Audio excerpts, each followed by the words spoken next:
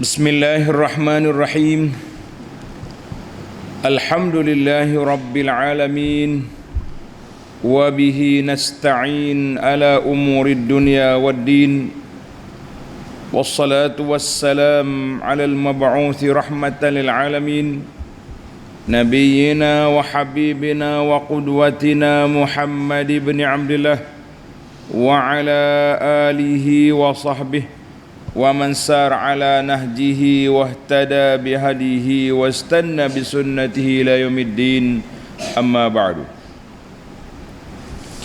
Muslimin dan muslimat, para jemaah, para pelajar, para penuntut ilmu, para pencinta Al-Quran dan Sunnah, Assalamualaikum warahmatullahi wabarakatuh.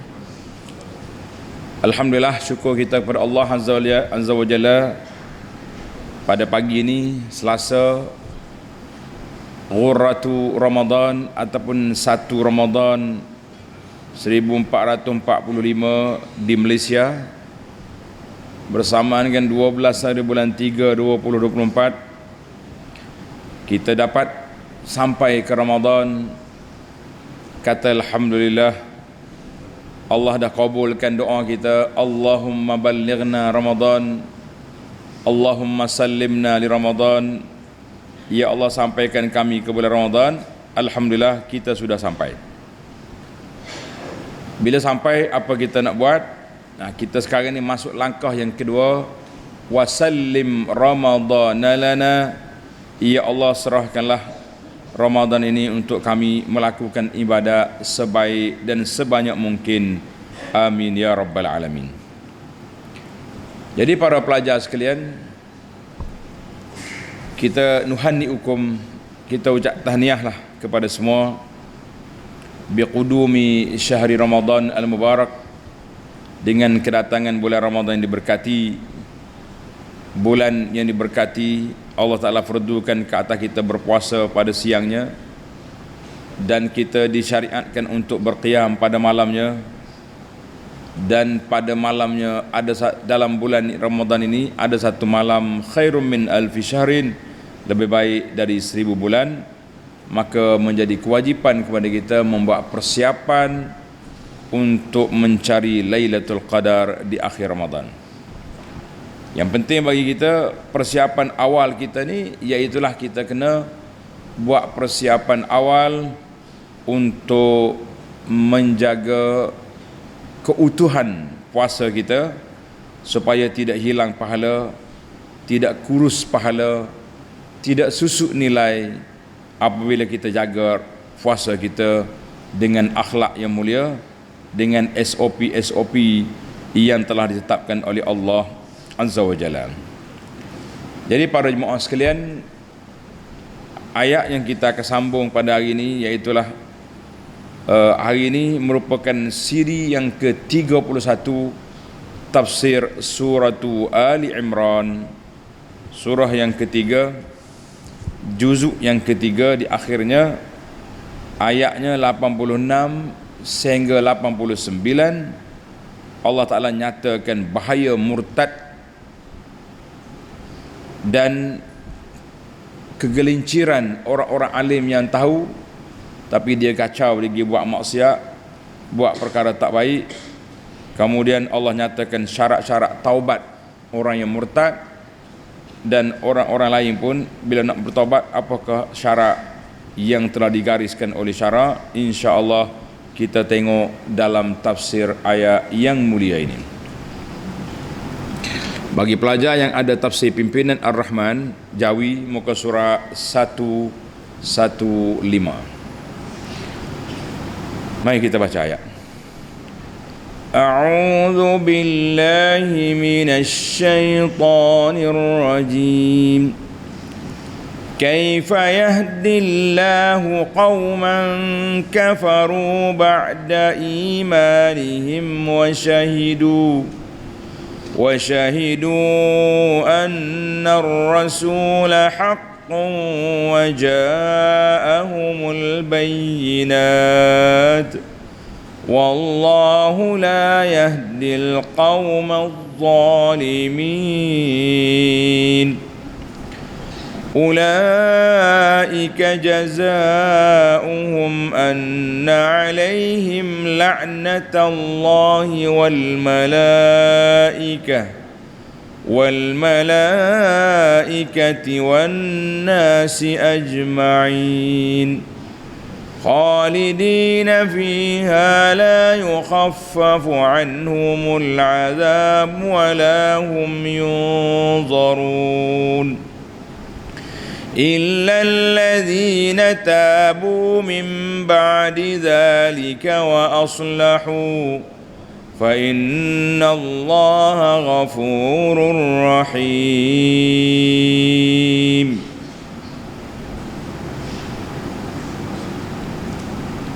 Balik kepada tafsir ayat. Kaifa yahdillahu qauman kafaru ba'da imanihim. Bagaimana Allah akan memberi petunjuk hidayah kepada sesuatu kaum yang kufur ingkar sesudah mereka beriman. Dia masuk Islam sekejap, lepas tu dia lari.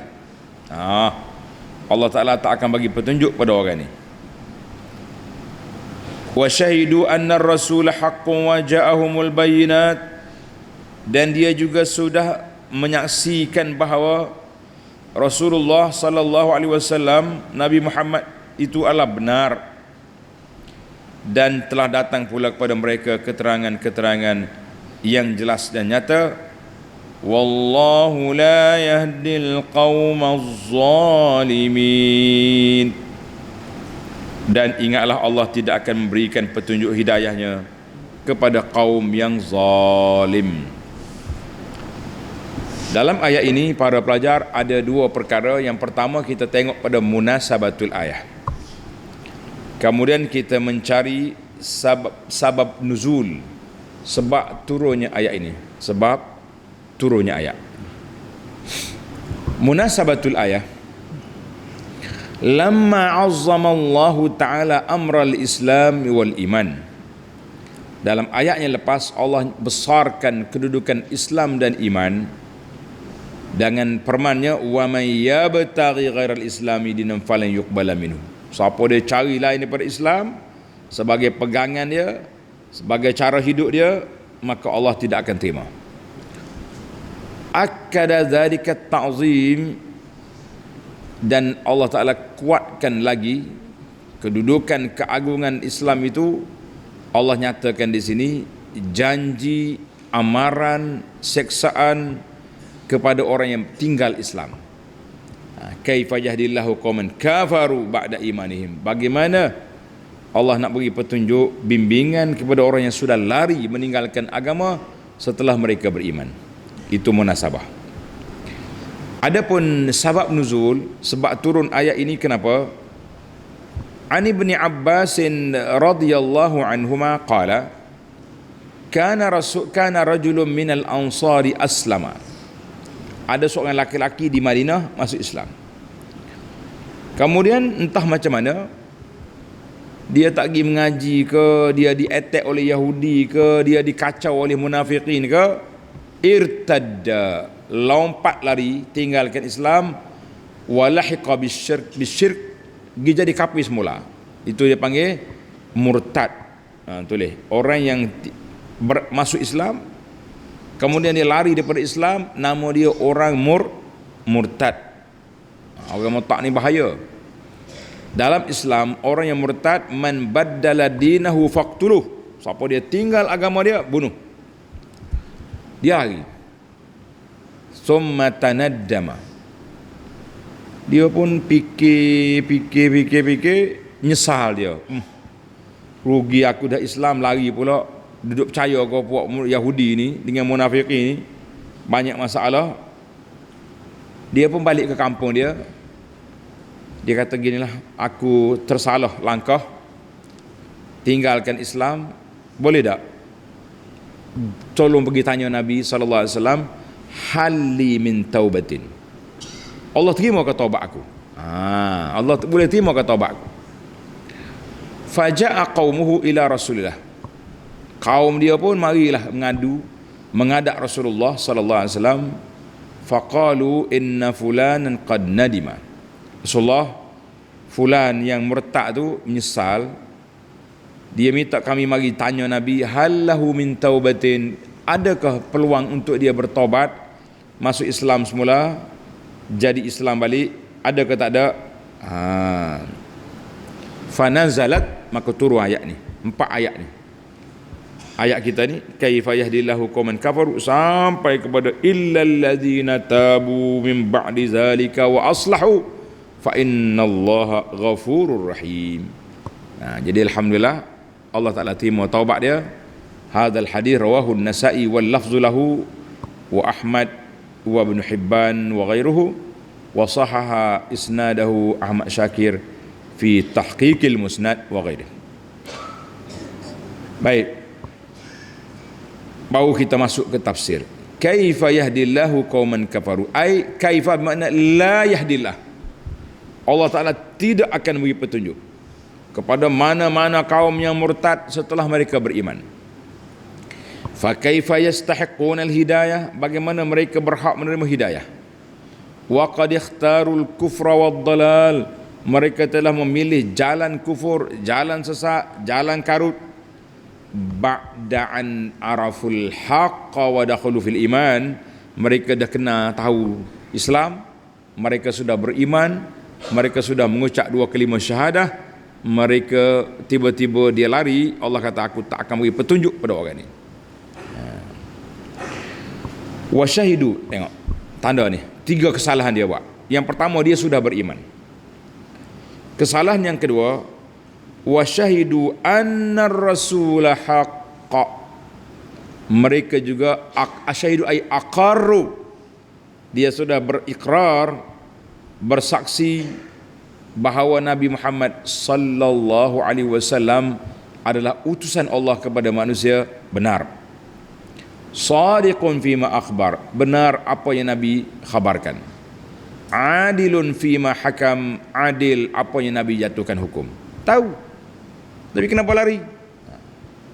Jenayah yang ketiga yang orang murtad buat, waja'ahumul bayyinat, dan telah datang kepada mereka al-bayyinat, bermakna al-hujaju min indillah, hujah-hujah, dalil-dalil, bukti-bukti benarnya arahan Allah Ta'ala ini sudah jelas. Wa qamat alaihimud dalail wal barahin, telah tertegak ke atas mereka dalil-dalil dan bukti-bukti yang menyatakan benarnya apa yang telah dibawa oleh baginda Nabi sallallahu alaihi wasallam sudah jelas. Dia duk main keluar-kelik lagi. Jadi ada ulama kata, kalau kata dia tu ahli kitab, dia sudah ada Taurah, sudah ada Injil yang menceritakan tentang kedatangan Nabi sallallahu alaihi wasallam, ataupun dia sendiri tengok Quran, mukjizat Nabi, makan sikit jadi banyak, macam-macam mukjizat ada, tiba-tiba kamu lari juga. Kenapa? Maka Allah jatuhkan hukuman di sini. Wallahu la yahdil qaumaz zalimin. Dan Allah Ta'ala la yuhdi ay la yuwaffiq lil haqq, Allah Ta'ala tak akan beri taufik untuk mendapat kebenaran orang yang telah melakukan kezaliman pada dirinya sendiri. Fatarakul haqqa ba'da ma arafu, dia meninggalkan yang benar setelah dia tahu. Wattaba'ul batila ma ilmihim bi batlani, dia ikut yang batil setelah dia tahu kebatilan benda tu. Ini cukup dahsyat.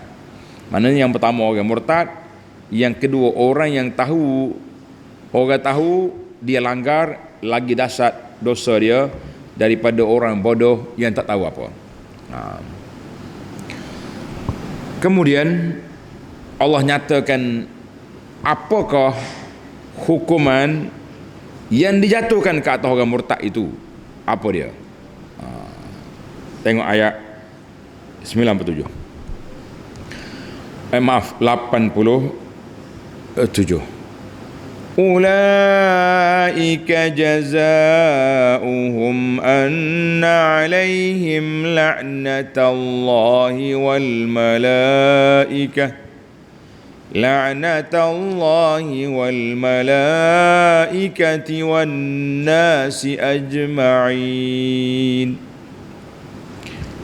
Mereka itu balasannya ialah bahawa mereka ditimpakan oleh laknat Allah. Satu, ni pokok murtad ni, pokok lari ni. Yang pertama, dia dilaknat oleh Allah dan dilaknat oleh malaikat-malaikatnya. Berapa juta, berapa bilion bilangan malaikat laknat belaka. Serta sekalian orang beriman semuanya laknat. Jadi ai haula'il ladzina kafaru ba'da imanihim, orang yang kafir setelah beriman, wa syahidu anna rasul haqq, dia dah menyaksikan rasul itu benar, wa ja'ahumul bayyinat, telah datang kepada mereka keterangan-keterangan, maka balasannya apa? Allah Ta'ala laknat. Ini tulis pelajar, laknat dengan makna jauh daripada rahmat Allah Ta'ala. Kalau kata orang ni laknat, mana orang ni jauh daripada rahmat Allah Ta'ala. Dan laknu khalqihi, makhluk lain pun laknat juga. Para malaikat, semua manusia laknat. Ada juga dalam hadis atau lain-lain riwayat menyebut tentang kalau sudah dilaknat oleh Allah, oleh malaikat, oleh manusia, makhluk lain pun tumpang sama. Dia panggil ubudiyatul kainat, pengabdian diri oleh makhluk-makhluk ni. Binatang pun laknat, kambing tengok dia pun jeli, bahasa dia ni perangai jahat. Nasib baik kambing tak boleh bercakap. Kalau kambing boleh bercakap, dia maki hok jahat ni. Tapi oleh kerana kambing relax je, dia pandai bertebak ya, nak kata apa? Jadi hayawan laknat. Baik. Lagi itu 3 hukuman. Hukuman yang keempat, khalidina fiha, mereka kekal dalam neraka, dalam laknat boleh berlaku. Ai khalidi ai makithina fi uqubatillahi wa la'natihi, selagi dia tak taubat, orang murtad tadi, dia tetap akan dilaknat oleh Allah Ta'ala sampai bila-bila. 4. Dan yang kelima, la yukhaffafu anhumul azab, tidak diringankan azab seksa dari neraka. La yunqasuna minal azabi syai'an, tak boleh nak ringan, nak kurang ke hukuman, no. La tuhawanu alaihimul uqubah, dan seksaannya tidaklah satu benda yang kecil. Yang keberapa dah kita? 6. Wala hum yunzarun, dan mereka tidak pula diberi tempoh atau perhatian. Walahum yumhalun, mereka tidak diberi tempoh. Wala yuakharun, tidak ditangguhkan. Wala yuajjalun, tidak diberi masa. Semuanya dilaknat berterusan oleh Allah Azza wa Jalla. Kalau dia mati tidak bertobat, maka dia tetap kekal dalam neraka. Wal iyazubillah, kita minta berlindung Allah Ta'ala daripada terjebak dengan perangkap maut yang dibawa oleh syaitan ini. Baik. Kemudian tadi kita dah bincang tentang sebab nuzul ayat tadi. Ada seorang murtad, kemudian dia menyesal, keluarga dia mari tanya Nabi SAW, ada tidak peluang anak keluarga dia ni boleh taubat? Maka Allah Ta'ala nyatakan di ayat ini, illal ladzina tabu min ba'di dzalika wa aslahu fa innallaha ghafurur rahim.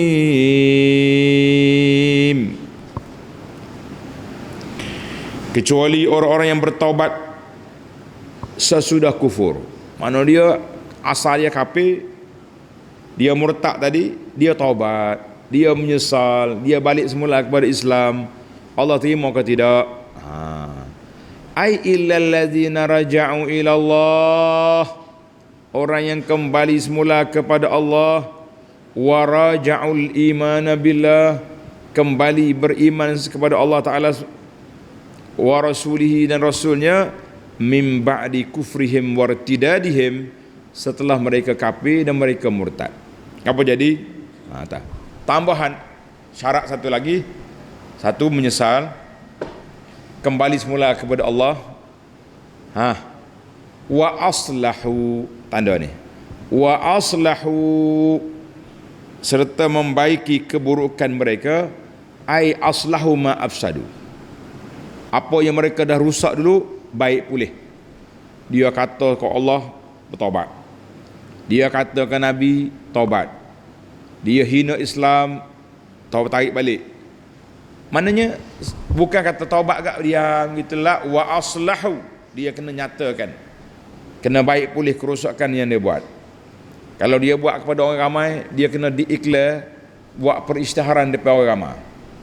Maknanya tidak boleh apa?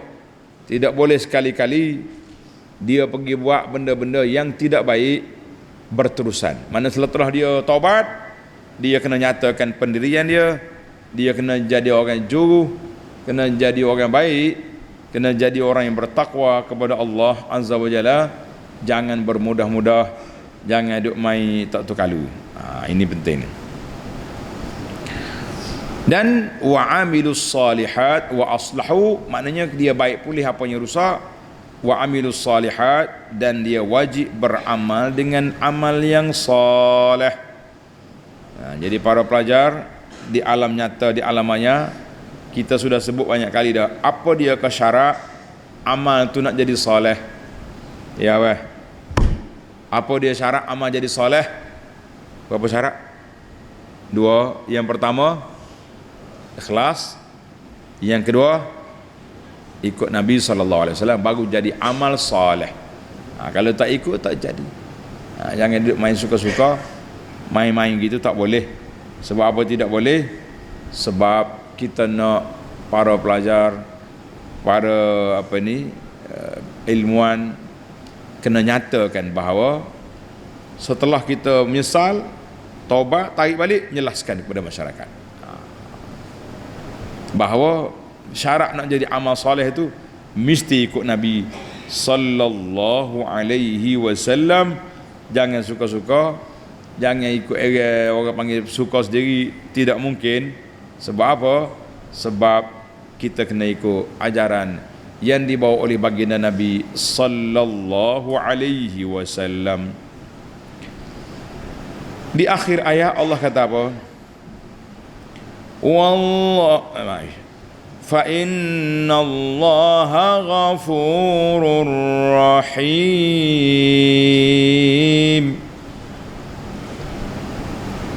Maka sesungguhnya Allah amat pengampun lagi amat pengasihani. Ini sifat Allah Ta'ala. Dua sifat Allah Ta'ala pacak di sini. Allah Ta'ala Allah Ta'ala nyatakan di sini dua sifat dia. Satu Ghafur, satu lagi Rahim. Apa beza dua sifat yang mulia ini? Tulis pelajar. Fa inna Allah Ghafur, dengan mana yasturu alaihimuz dzunub. Allah Ta'ala sembunyikan dosa-dosa mereka. Sembunyikan dosa-dosa dia, Tuhan sembunyi. Maknanya dosa lepas disembunyikan, haid kata orang, dihapuskan. Itu makna Ghafur. Aku maaf. Kita ni kena ada dua. Satu, kita maaf, maknanya kita tak ambil tindakan. Satu lagi Rahim. Rahim maknanya Allah SWT yatajawazu anha, Allah lepaskan dia. Wa yatrukul uqubata 'alaiha, Allah Taala tak ambil tindakan ke atasnya. Tak ambil tindakan ke atas dia. Wa yata'attafu 'alaihim birrahmati, Allah Taala curahkan rahmatnya kepada orang yang bertaubat. Mana orang taubat? Dia ada dua, Ghafur, Rahim. Ghafur, Allah Ta'ala maaf hak lepas. Hak kamu bersalah, hak kamu tersalah, hak kamu apa ni, semua itu dimaafkan oleh Allah Azza wa Jalla. Kemudian Rahim, Allah Ta'ala pula bagi dengan ihsan dia, dengan kasih sayangnya mencurahkan rahmat pada kamu daripada dimurkai oleh Allah dulu. Setelah kamu bertaubat, Allah Ta'ala bagi rahmat yang begitu luas. Allahumma ja'alna minal marhumin. Ya Allah, jadikan kami orang yang diampunkan dosa, orang yang ditutupkan kesalahan, orang yang disembunyikan segala apa yang kita tersalah dulu, dan jadikan kami orang yang mendapat limpahan rahmat Allah Subhanahu wa taala, sehingga Allah Taala sayang kepada kita, Allah ampunkan dosa kita dan juga dua ibu bapa kita, dan Allah Taala anugerahkan kita layak ke syurganya. Amin ya rabbal alamin, ya arhamar rahimin, ya mujibas sailin. Kita semua ni sangat-sangat mengharapkan pada rahmat Allah Azza wa Jalla, sebagaimana hadis Nabi sallallahu alaihi wasallam, baginda bersabda, lan yadkhul ahadul jannah, Nabi kata tak ada seorang pun boleh masuk syurga semata-mata dengan semata-mata kerana apa dia ni, amalan dia, semata-mata amalan, tak boleh masuk syurga kecuali dengan limpahan rahmat Allah Azza wa Jalla. Kecuali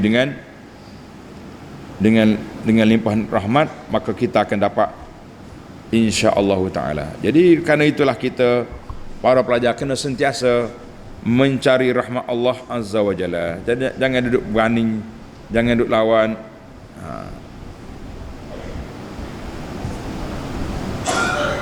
Tengok dia punya lapak hadis yang disebut oleh Nabi sallallahu alaihi wasallam yang kita baca tadi. Lan yudkhila ahadan amaluhu jannah. Maknanya tak ada seorang tu boleh masuk syurga dengan sebab amalan semata-mata. Nabi sebut dalam hadis ni, hadis dalam Bukhari wa Muslim. Qalu wala anta ya Rasulullah. Sahabat tanya, tuan sendiri tak boleh masuk syurga dengan sebab amalan semata? Qala la wala ana illa an yataghammadani Allahu bi fadlin wa rahmatihi, kecuali dengan limpahan kasih sayang dan rahmat Allah Ta'ala. Maka hadis ini dalam Bukhari dan Muslim. Artinya para jemaah sekalian, kita ni tak boleh masuk syurga semata-mata kerana amalan, tapi kita mau masuk syurga dengan sebab rahmat Allah Ta'ala. Maka bagaimana kita nak dapat rahmat Allah? Macam mana mau dapat rahmat Allah? Kena beramal. Maknanya amalan tu jadi sebab untuk dapat rahmat. Masuk dalam syurga dengan rahmat Allah Ta'ala. Sebab apa jadi gini? Kona sana, kona sini. Sebabnya kita nak suruh nampak, supaya kita dengan Allah Ta'ala bukan kita dengan majikan. Awak dengan majikan, kalau kita kerja,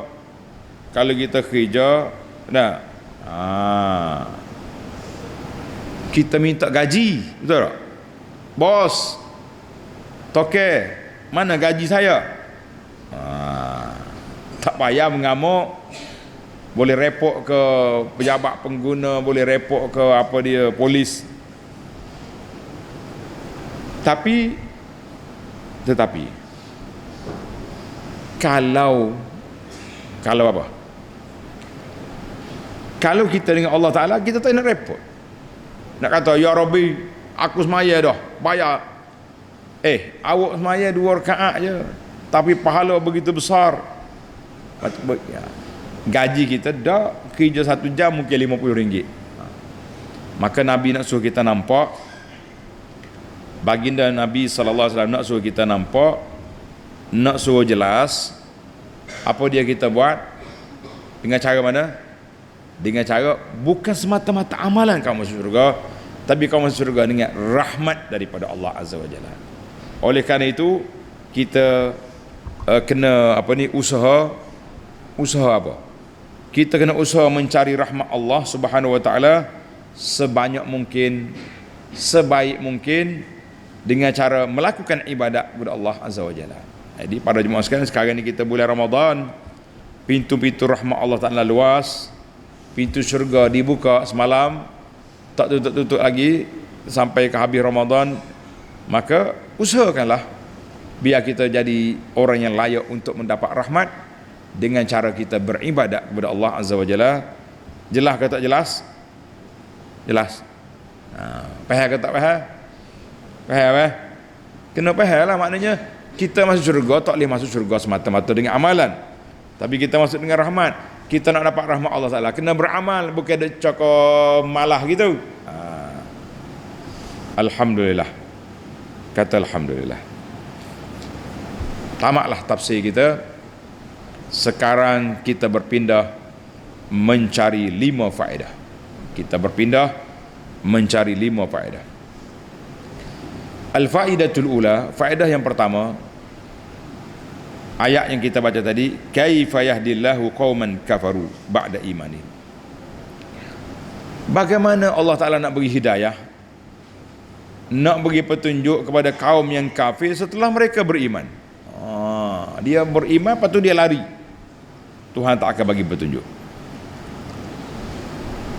Ayat ini, tanda ni, ayat ini menjadi isyarat kepada balasan mengikut amalan. Boleh? Balasan mengikut amalan. Apa dia maksud dia? Fa in haula, orang murtad itu dia telah melakukan 3 jenayah. Jenayah yang pertama, dia sudah beriman, lepas tu dia lari. Kemudian dia sudah bersaksi Rasul benar, dia pergi bohong balik. Dan sudah datang keterangan, dia lipat, tak mau terima.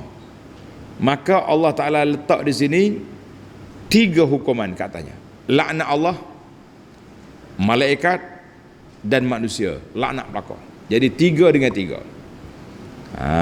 3 lawan dengan 3 cukup berbahaya. 3 lawan dengan 3 cukup berbahaya para jemaah sekalian. Baik. Itu yang pertama. Nombor 1. Yang kedua, tulis nombor 2. Kaifa yahdillahu qauman kafaru ba'da imanihim wa syahidu. Maknanya dia sudah beriman, lepas tu dia murtad. Dia saksi Nabi benar, dia tinggal Nabi. Kata di ulama tadabbur, zallatul alim aqbahu min zallatil jahil. Tergelincirnya seorang alim dari landasan yang benar, daripada siratal mustaqim, lebih bahaya, lebih besar dosa dia, lebih jahat daripada gelincirnya orang jahil. Orang jahil kalau dia tergelincir, dia tak ada ilmu, dia lari, logik lah kita katakan. Tetapi kalau orang sudah ada ilmu, tak mau ikut juga, tak mau buat juga. Kenapa tak mau buat? 2 sebab orang tak mau buat. Tanda. Orang yang tahu, dia tak mau ikut. Sebab yang pertama, kerana nak jaga kepentingan diri. Kalau aku cakap yang benar, orang tak suka, orang benci, mungkin akan disekat daripada dakwah sana sini. Masuk dalam senarai-senarai orang-orang yang tidak dibenarkan bercakap di tempat-tempat tertentu, sebab kita nyatakan yang benar. Satu. Sebab yang kedua, tak sekat-sekat pun, dia sendiri tu nak mencari pengaruh, ikut hawa nafsu. Ini juga berbahaya. Jadi kalau kita kata, kalaulah ketakutan tu melampau, orang tak sekat apa lagi, dia dah takut dah, kita kata ini satu benda yang kegelinciran yang perlu diperbetulkan. 1. 2, masih lagi dalam faedah yang kedua, anna man dhalla an basiratin, siapa dia sesat di atas ilmu, dia tahu dia sesat, fa innahu yab'ud an yuhda, orang ni jauh, tak akan dapat petunjuk Allah Subhanahu Wa Taala. Siapa dia buat tak baik setelah dia tahu, maka orang ni juga termasuk di kalangan orang-orang yang cukup berbahaya di sisi Allah Azza wa Jalla. Sebab apa? Sebab dia tahu dia buat. Ini bahaya sekali. Faedah yang ketiga, hari ni ayat sama ya, sebab ayat kita ni kaifah yahdillah belaka. Cuma kita istimbak beberapa faedah. Yang ketiga, biasanya, tulis pelajar, biasanya annal jahil idza urrifa wa ullima taqabbal. Orang jahil kalau kita ajar dia, kita beritahu pada dia, senang dia terima. Senang dia terima, mudah dia ikut. Oh, ini Nabi buat, ini dalil dia, ini tafsir ulama muktabar dalam kitab hadis contohnya, mudah dia pakai. Saya setuju, saya terima Ustaz. Ammal mu'anid, tulis pelajar, jahil satu lagi kategori dia panggil mu'anid. Mu'anid orang kerah kepala, tahu tak mau ikut. Tadilah takut tercabut jawatan ke, takut hilang pengaruh ke, hilang pengikut ke, lari follower ke, itu punca dia. Maka orang ni mu'anid, kerah kepala, bukan lawan kerana tak tahu, tapi lawan kerana nafsu. Kalau dia lawan kerana tak tahu, kita ajar dia jahil, insya-Allah dia tahu, dia ikut. Tapi kalau dia lawan dengan nafsu, dia tahu, dia akan tak ikut, ini cukup berbahaya. Bahaya. Fala dawa fi, maka payah nak ubat.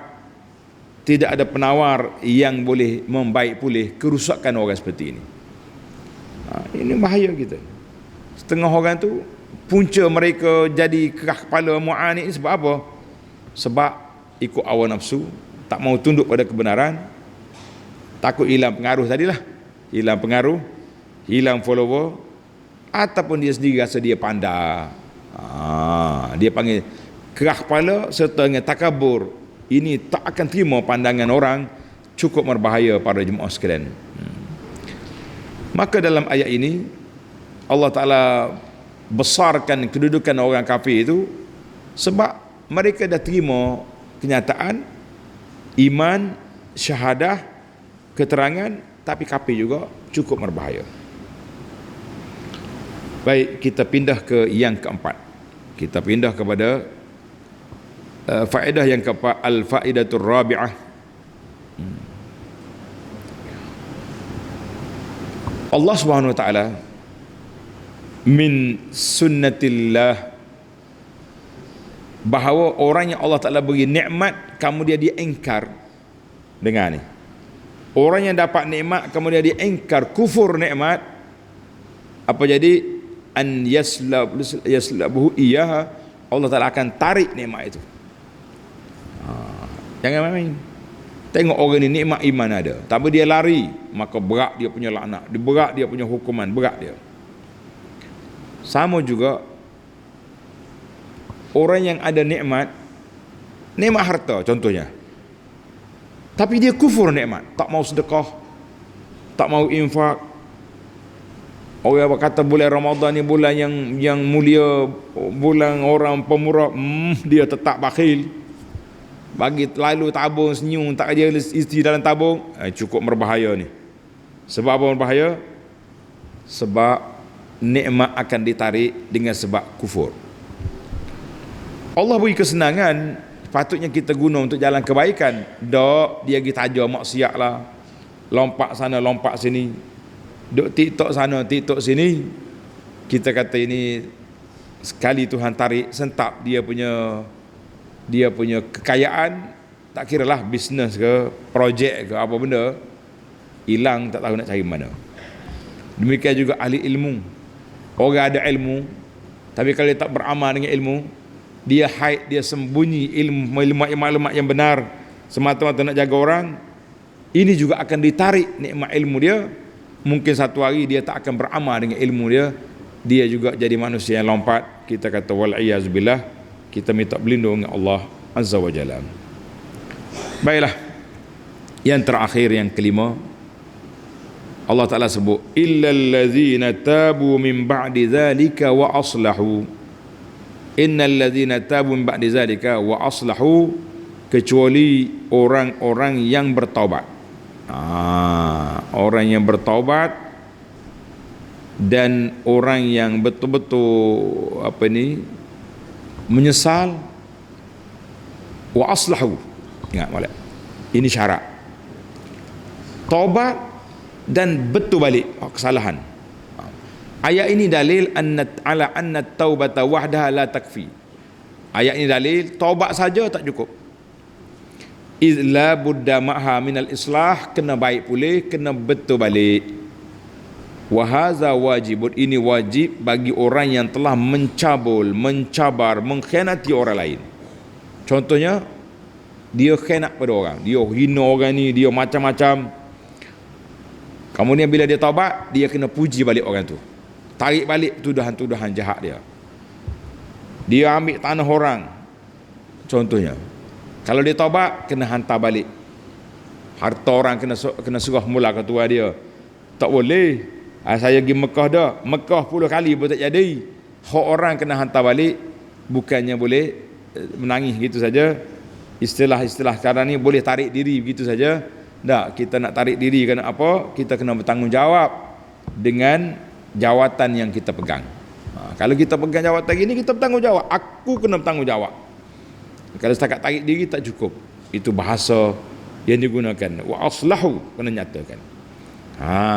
Maka ayat ini kata anna taubata allati la ta'sira laha ala sulukil insan. Kalau taubat saja tak betul.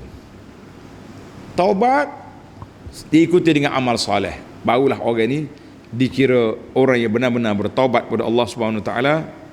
Kemudian di akhir ayat Allah jamakkan di antara Al-Ghafurur Rahim. Fa innallaha Ghafur Rahim. Allah Taala pengampun lagi maha kesihatan. Rahmat ziyadatun makna alama tadammanul isman. Maknanya dua nama Allah Taala ni mengandungi dua perkara. Yang pertama al-maghfirah. Bila Tuhan kata aku maafkan, maka hilanglah kemurkaan Allah Azza wa Jalla. Dosa-dosa yang lepas telah dihapuskan. Kalau kata Rahim, Allah Taala akan beri apa yang kita nak. Kita nak Allah sayang kepada kita. Kita nak Allah Taala beri anugerahkan kepada kita yang terbaik. Kita nak Allah Taala hidupkan kita sebagai seorang Muslim. Kita nak Allah Taala matikan kita dengan husnul khatimah, insya-Allah. Jadi para jemaah sekalian, sempena dengan kedatangan Ramadan al-Mubarak yang mulia ini, yang pertama sekali kita ucap tahniah kepada semua kerana terbukti doa kita, wa ballighna Ramadan, ya Allah sampaikan kami ke bulan Ramadan, kita sudah sampai. Kata alhamdulillah. Yang kedua, dalam ayat ini Allah Taala nyatakan tentang Ghafurur Rahim. Allah Taala pemaaf, pengampun dan sangat kasihan belas. Maka kita berdoa pada pagi yang mulia ini, Bismillahirrahmanirrahim. Alhamdulillahirabbil alamin. Wassalatu wassalamu ala rasuli rabbil alamin, nabiyyina Muhammadin wa ala alihi washabihi ajma'in. Ya Allah, ya Tuhan kami telah masuk ke bulan Ramadan yang mulia. Kami telah mempelajari dua nama-Mu yang maha indah, sifat-Mu yang maha tinggi. Engkau pengampun, Ghafur, Engkau Rahim, kasihan belas. Ya Allah, pada pagi yang mulia ini kami mohon supaya Engkau anugerahkan kepada kami rahmat-Mu, limpah kurnia-Mu, taufik-Mu, supaya Engkau beri kepada kami kekuatan untuk beramal dengan sebaik mungkin, dengan sebanyak mungkin dalam bulan Ramadan yang mulia ini. Ya Allah, terimakanlah amalan kami, berilah taufik kepada kami dapat beramal dengan baik, dan berikanlah kepada kami keampunan-Mu. Ya Allah, dua ibu bapa kami sekarang ini sudah berada dalam kubur mereka.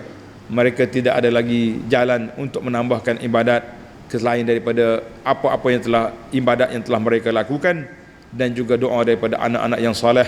Allah, ya Allah, jadikan kami termasuk di kalangan anak-anak yang soleh yang berdoa pada ibu bapa. Ya Allah, jadikanlah kubur dua ibu bapa kami taman-taman syurga. Curahkanlah rahmat-Mu kepada mereka, ya Rabbal Alamin. Ya Allah, berikanlah kepada mereka rahmat, luaskanlah kubur mereka, jadikan kubur mereka taman-taman syurga, dan hidupkan kami dengan keadaan yang orang yang beriman, dengan beramal saleh, serta matikan kami dengan husnul khatimah, ya Rabbal Alamin, ya Arhamar Rahimin.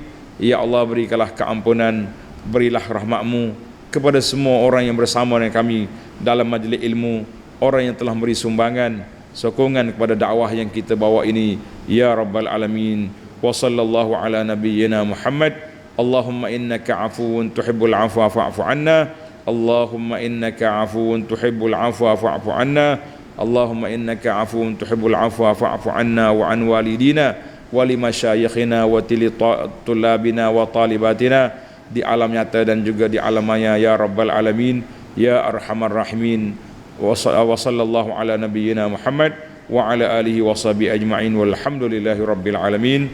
Jadi insyaallah kita sambung lagi ayat 90 dan ayat 90 100 dan 90 91 dalam siri yang akan datang. Subhanakallahumma hamdika. Wassalamualaikum warahmatullahi wabarakatuh.